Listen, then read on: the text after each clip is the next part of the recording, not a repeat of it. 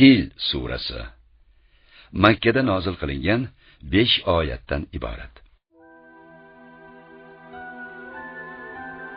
Fil ma'lum hayvon.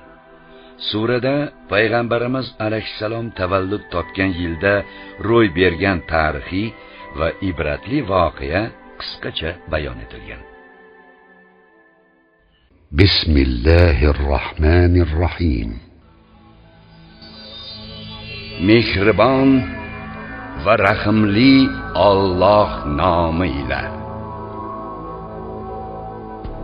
ألم تر كيف فعل ربك بأصحاب الفيل Ey Muhammad, Rabbingiz fil egalarini ne qilganini ko'rmadingizmi?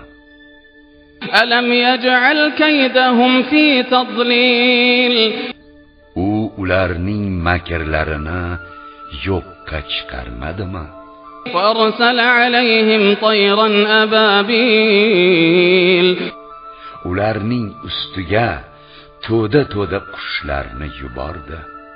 ترميهم بحجارة من سجيل Ular sopol toshlar bilan ularni otar edi. فجعلهم كعصف مأكول Bas ularni Ka'bani buzishga kelganlarni yeb chaynab tashlangan somondek qilib qo'ydi.